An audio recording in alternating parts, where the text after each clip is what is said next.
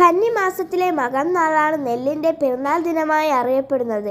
ഈ വർഷം കന്നിമാസത്തിലെ മകം നാൾ വരുന്ന തീയതിയായ സെപ്റ്റംബർ 26-ന് സംസ്ഥാന തലത്തിൽ വിദ്യാർത്ഥികളെ പങ്കെടുപ്പിച്ച് ഒരു പദ്ധതി തുടക്കമാക്കി. ഈ പദ്ധതിയുടെ പേരെന്ത്? പാഠം 1 പാടത്തേക്ക്. സംസ്ഥാന കൃഷി വകുപ്പ് ഇപ്പോൾ അറിയപ്പെടുന്നത് ഏതു പേരിൽ? കാർഷിക വികസന കർഷക ക്ഷേമ വകുപ്പ്.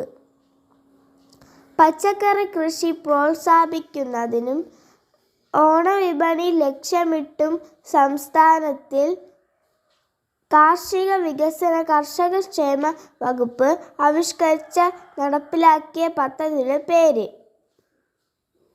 ഓണത്തിനൊരു മുറം പച്ചക്കറി. മിൽമ ഏത് ഉൽപ്പന്നങ്ങളുടെ ബ്രാൻഡ് പേരാണ്?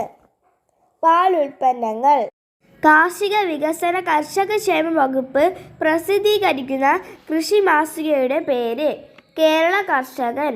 തിരൂർ വെറ്റിലയ്ക്ക് ഭൗമസൂചിക പദവി ലഭിച്ച ഏത് ജില്ലയിലാണ് തിരൂർ സ്ഥിതി ചെയ്യുന്നത്? മലപ്പുറം. കേരളത്തിൽ കർഷക ദിനമായി ആചരിക്കുന്നത് എന്ന്? ചിങ്ങം 1. കാർഷിക വികസന കർഷക ക്ഷേമ വകുപ്പ് മന്ത്രിയുടെ പേരെന്ത്? VS സുനിൽകുമാർ. കേരളത്തിൻ്റെ വാഴ ഗവേഷണ കേന്ദ്രം എവിടെ സ്ഥിതി ചെയ്യുന്നു? തൃശ്ശൂർ ജില്ലയിലെ പീച്ചിയിൽ. നെല്ലെന്ന നോവൽ എഴുതിയത് ആര്? P. വത്സല.